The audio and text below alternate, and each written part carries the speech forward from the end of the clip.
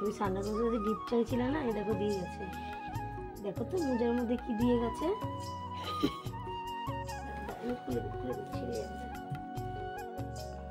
দেখো তো কি দিয়ে গেছে। কি দিয়েছে দেখো তো।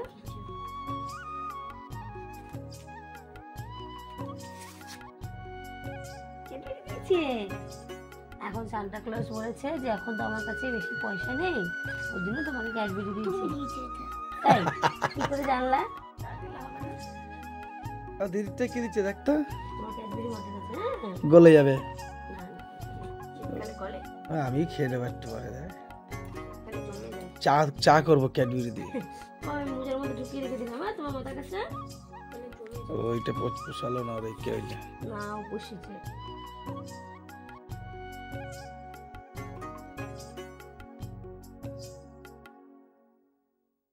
আমার ছোট্ট এই টিনের বাড়িটিকে আমি এত ভালোবাসি, এত সুন্দর গুছিয়ে পরিপাটি করে রাখি, কারণ এটাই আমার কাছে তখন মনে হয় যে রাজপ্রাসাদ, রাজপ্রাসাদের থেকেও বেশি। তো শুভ সকাল আমার বন্ধুরা, কেমন আছো তোমরা সবাই? আমি খুব ভালো আছি, আশা করি তোমরা যে যেখানে আছো ভালো আছো এবং সুস্থ আছো। তোমাদের সবাইকে সোমাডালি ব্লগে স্বাগত জানাই। হুগলি জেলা ছোট্ট একটি শহর ব্যান্ডেল থেকে আমি সোমা তোমাদের সাথে চলে এসেছি। দেখো আরও নতুন একটা দিনে নতুন একটি ভিডিও নিয়ে। তো আজকে হচ্ছে বুধবার, বুধবারে সকাল সকাল তো দেখলেই। আর সবাইকে জানাই হ্যাপি ক্রিসমাস ডে। তো ধর্ম হোক যার যার, কিন্তু আনন্দ সবার, সবাই আনন্দ করো, ভালো থাকো, সুখে থাকো। তো ধর্ম বলে না, যার যার ধর্ম তার তার কাছে কিন্তু ভালোবাসা, আনন্দ, ঘোরাফেরা, মজা এগুলো সবার কিন্তু একই হয়, কারোর কিন্তু আলাদা হয় না, তাই না? তো দেখো সকাল সকাল চলে এসেছি। আজকে তো সকালে দেখলে ভিডিওটা তোমার সাথে কোথা থেকে স্টার্ট করলাম। তো গুগলদের মানে সান্টা এসে গিফট দিয়ে গেছে গুগলকে আর মাম্মামকে। তো প্রত্যেকবার জানো তো আমি মাম্মাম গুগলে যেটা পছন্দ হয়, ওরা যেটা বলে যে মা সান্টার কাছে মোজার মধ্যে লিখে দেয় যে এটা চাই, তো ওরা জানে সান্টা মানেই। তো মাম্মাম যেহেতু এখন বড় হয়ে গেছে, মাম্মাম তো সবটা বুঝতে পারে, তাই না? তো ওরা ছোটোবেলা থেকে যে যেটা চাইতো, আমরা প্রত্যেক বছর রাত্রবেলা 25শে ডিসেম্বর মানে 24শে ডিসেম্বর রাত্রে ওরা ঘুমিয়ে পড়তো, ওর মাথার কাছে মোজা ঝুলিয়ে ঘুমাতো, দিয়ে ওদের জন্য প্রত্যেকবার গিফট এনে আমরা রেখে দিতাম। সেটাই ওরা সকালবেলা ওটা দেখতো, তো জানতো ছোটোবেলা থেকে যে সান্টা দিয়ে যায়।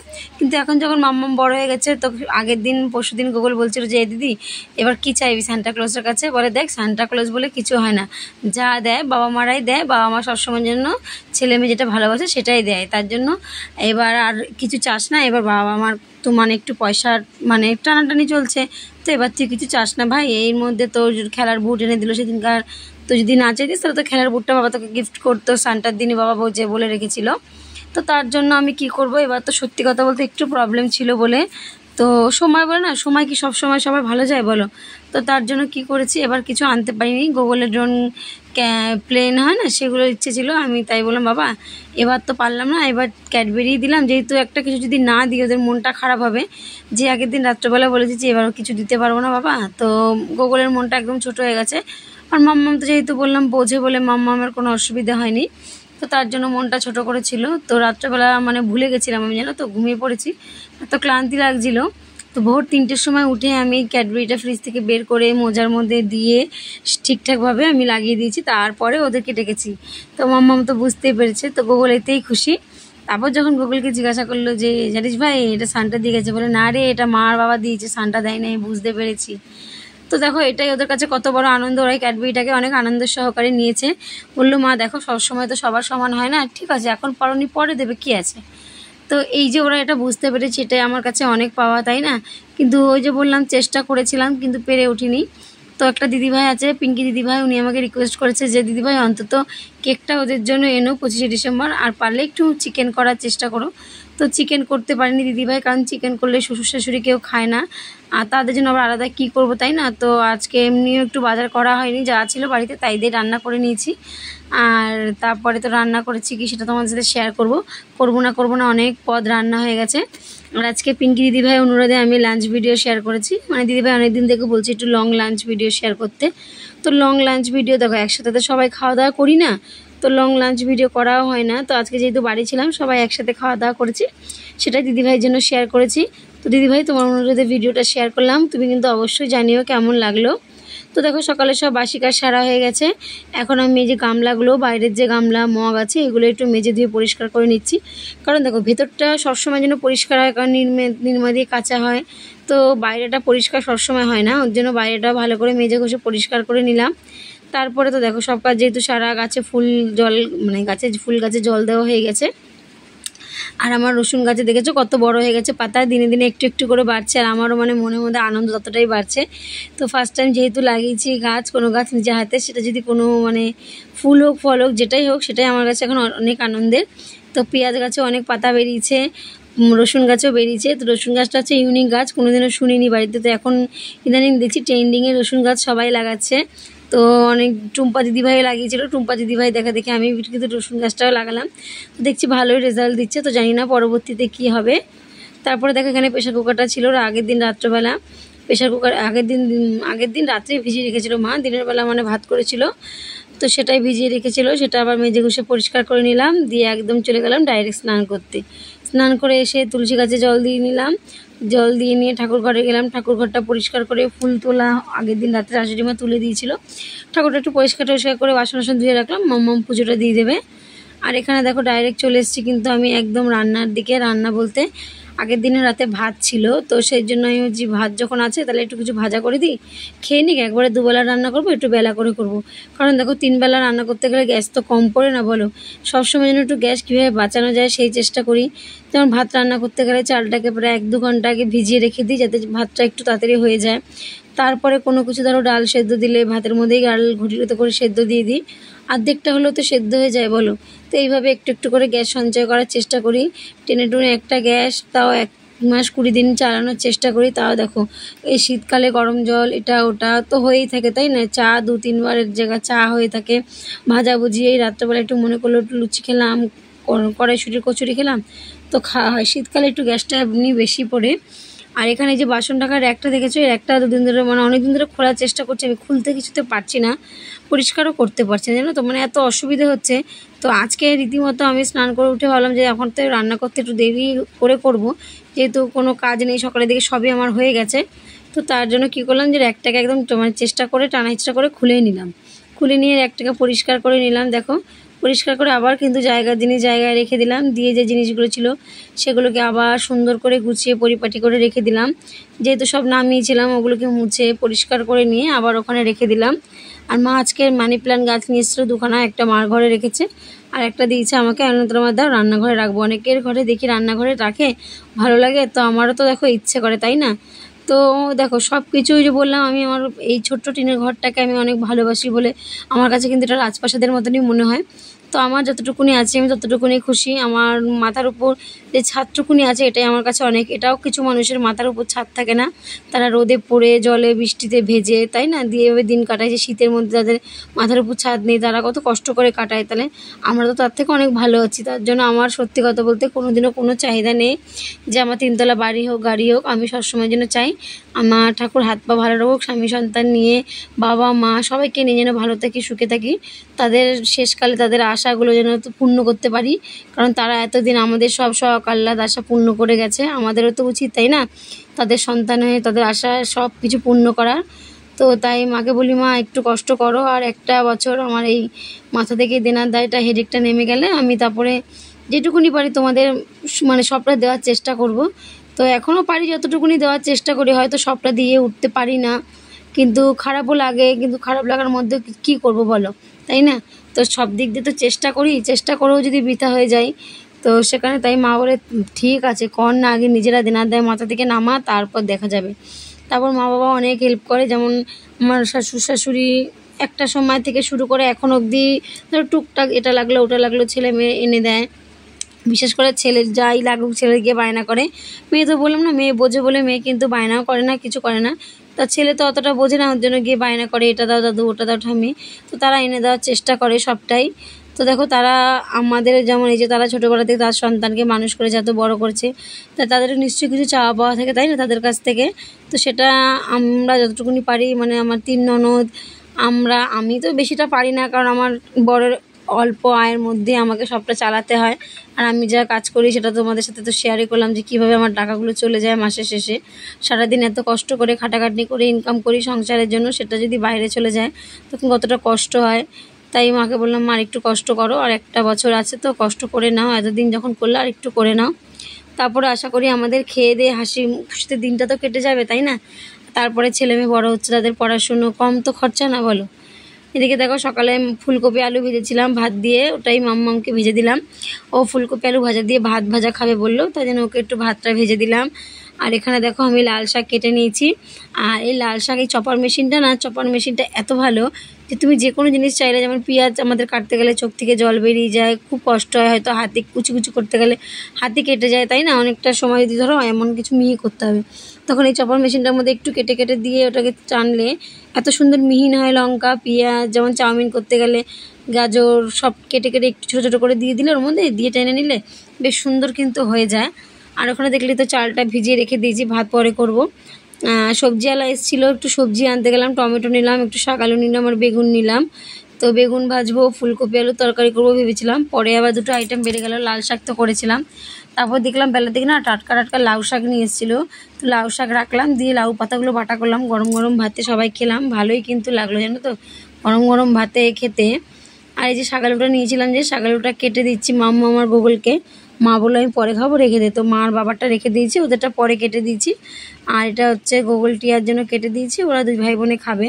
তো শাক আলুটা খুব মিষ্টিই ছিল জানো তো, আর শাক আলুটা আমিও খেতে খুব ভালোবাসি, গোগল টিয়াও খেতে খুব ভালোবাসে। তো ওদের কেটে দেওয়ার পরে, আর এই যে বাড়িতে প্রথম নতুন আলু চলে এসছে, কালকে মা পাঠিয়েছে নতুন আলু, ফুলকপি, বিস্কুট এসব মা পাঠিয়েছিল। তো নতুন আলু আমি সবসময়ের জন্য জানো তো ধুয়ে শুকো দিয়ে রোদে তারপর রাখি, কারণ এই যে বালিটা থাকে, আর সবসময় ধরো আমাদের সময় হয় না, তো যখনই সবজি কাটতে বসি তখনই ধরো হাতটা বালি বালি হয়, সব সবজিগুলো বালি বালি হয়। তো যদি কেটে ধুয়ে ভালো করে জল জড়িয়ে একদম শুকিয়ে রাখা যায় তো তাহলে কোনো অসুবিধা হয় না, কাটার সময় কিন্তু বালিটা হয় না। আর একবার একটু ধুয়ে নিলাম, ব্যাস হয়ে গেল। তো এখানে আমি সেই কাজটাই করছি, নতুন আলুগুলোকে ধুয়ে নিয়ে ভালো করে রোদে শুকোতে দিয়ে দেবো, দিয়ে তারপর তুলে নেব। তো এই একটা কাজ। তো রোজকারে ডেইলি লাইফস্টাইলের রুটিনের সাথেও আমাদের কিন্তু প্রত্যেকটা বাড়ির গৃহবধূদেরই একটা না একটা এক্সট্রা কাজ ঘর থেকে বেরিয়ে পড়ে। যেমন আজকে আমি দেখো গামলাগুলো পরিষ্কার করলাম, এটা একটা এক্সট্রা কাজ। এই যে আলুগুলো ধুচ্ছি, এটা একটা এক্সট্রা কাজ।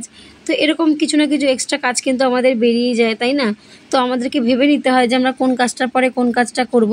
তো আমি যেমন আজকে যে বাসনের একটা পরিষ্কার করলাম, এটা কিন্তু একদম কথা ছিল না, হট করে মনে পড়লো এখন তো কাজ নেই, রান্নাঘরে ঢুকে দেখলাম তাকটা একটু নোংরা হয়েছে।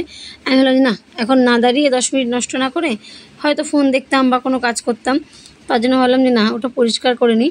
তারপর দেখো ওটা পরিষ্কার করে নিলাম, আমার এই কাজটাও কিন্তু হয়ে গেল। আর যেহেতু কালকে বৃহস্পতিবার, কালকের জন্য ফেলে রাখলে, আর আমার শ্বশুরমশাই বলে যে কাল বলে কোনো জিনিস নেই, কাল বললে কালে খায়, কখনো বলবে না যে কাল করব, পরের দিন করব, আগামী দিনে করব, কিন্তু কোনোদিনও বলবে না যে কালে করব। ওই সেই জন্য ওনার কথা মেনে চলি, কোনোদিনও কোনো কাজ কালের কথা বলি না।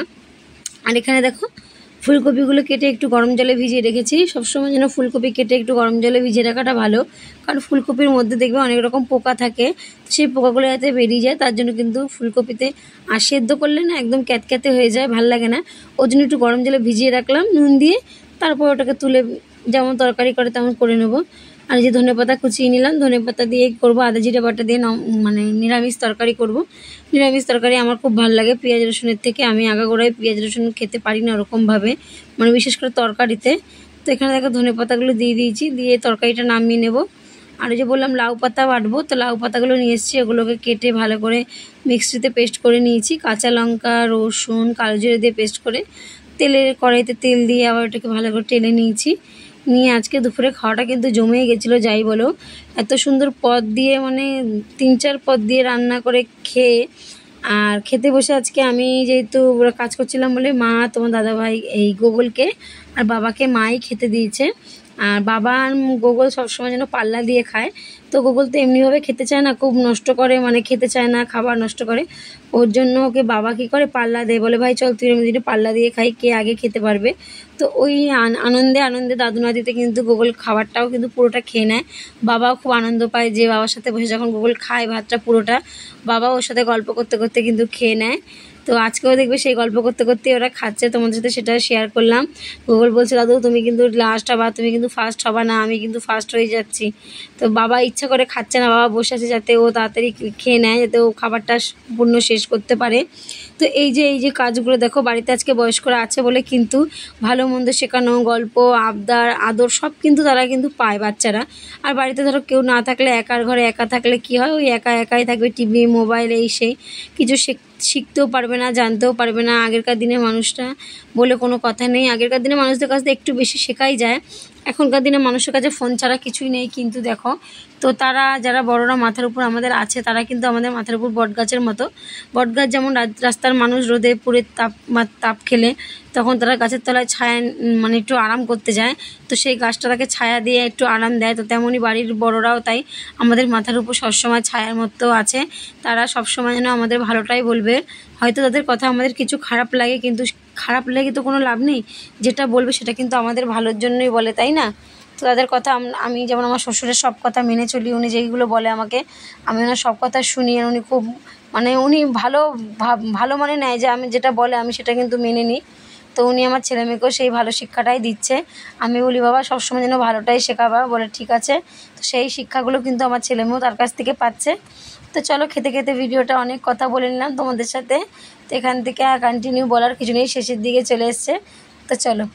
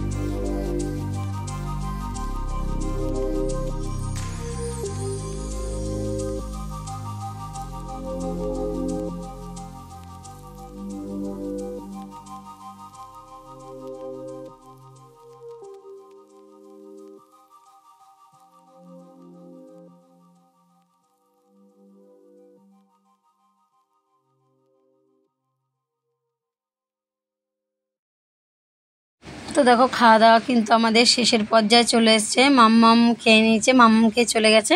তোমার দাদাভাই আমি আর মা একসাথে বসে খাচ্ছি। মাম্মাম একটু আগেই চলে গেছে, যেহেতু আগে বসেছিল একটু খেতে। তো খাওয়া দাওয়ার পরে যে কাজ থাকে টেবিল পরিষ্কার করা, বাসন মাজা, রান্নার কোন জিনিস আছে সেগুলোকে ছোটো ছোটো পাত্রে ঢালা, এইসব কাজ করে দেখো একটু শাশুড়ি আর আমি দুজনে একটু বেরিয়েছিলাম। তারপরে মাকে বাড়ি পাঠিয়ে দিয়েছি, আমি একদম গুগলের মাঠে চলে এসেছি। যে যখন সন্ধে হয়ে গেছে 6টা বেজে গেছে, তাহলে আমি একবারে গুগলকে নিয়েই বাড়ি যাব। তার জন্য গুগলের মাঠে গিয়ে দেখছি গুগলের খেলা হচ্ছে।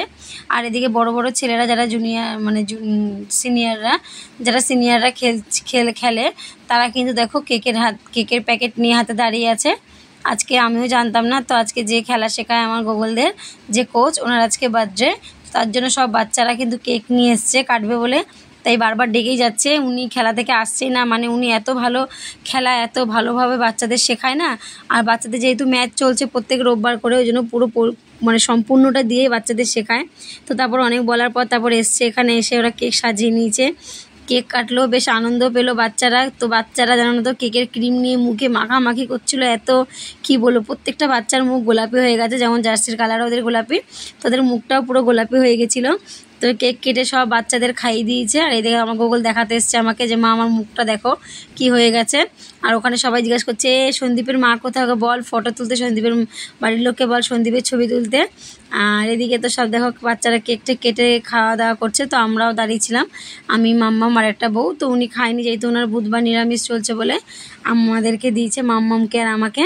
আর এই যে আমাদের বড়দিনের কেক চলে এসছে আমাদের বাড়িতে, মানে আমরা মাঠে ছিলাম তখন ভাই এসছে, ভাই এসে বরের কাছে কেকটা দিয়ে গেছে।